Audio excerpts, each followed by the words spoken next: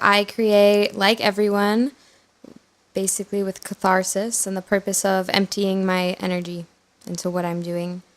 So I create the feelings that I lack. I find answers and joy and confidence when I've lost them. My inspiration comes from the marinade. So I'll have all these tough things happen, and maybe initially I'll just be miserable.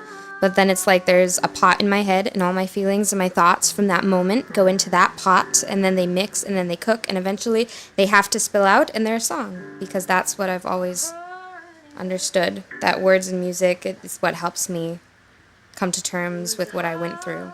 I'm sure everyone says that, so that's how I heal. Sometimes what I write is funny, and sometimes it's really depressing. It just depends on my mood. I wanted to make you realize, epiphanize.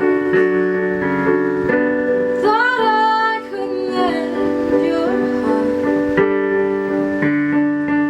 I don't really prepare. The songs normally come at really inopportune times. Sometimes I'm on the train randomly singing into my phone, trying not to look like a creep, just so I know I'll remember the melody by the time I get home.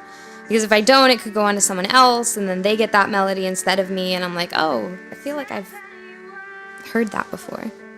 And I don't know if that's real, but it's kind of how it feels.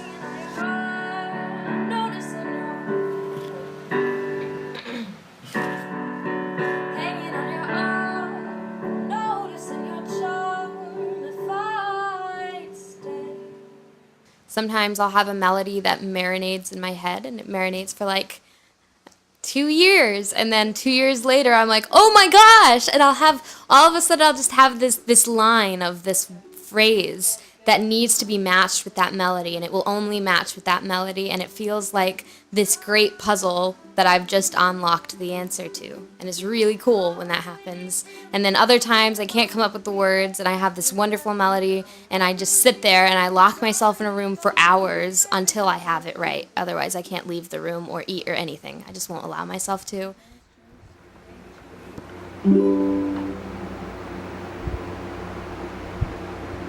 Those who love themselves don't hate another.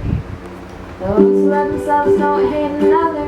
Everyone's you inside, so don't even bother. Don't even bother. Be vulnerable with people who are vulnerable too. This is the best way to uncover the real you.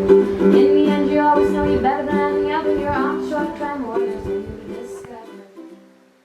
I'll stand on my head. I'll make lists. I'll tap dance. I'll play a million instruments. I have banjo and guitar and ukulele and piano. My space is everything. I like to spread out and see things from different perspectives. I think space is everything in your creative process because we have so many instances where outside of our comfort zone there are people that make us feel like we can't be who we are, that make us feel like there's no space to be who we are. And because especially in a place like New York where you're so closed in and everyone is so much of everything that everyone feels like they almost have to be quieter or they're that crazy person. You know what I mean? And it's a hard balance to fulfill. But when I have my space, I'm here in the space, and all those little monsters in my head that tell us, who are you to make this? Or why is your song any better than anyone else's? Or shouldn't you be focused on something else? All those monsters can't exist here. This is my space for creation and for catharsis and for whatever it is that I'm doing, and it's safe. My name is Evangeline Joy, and I'm a ukulele songstress.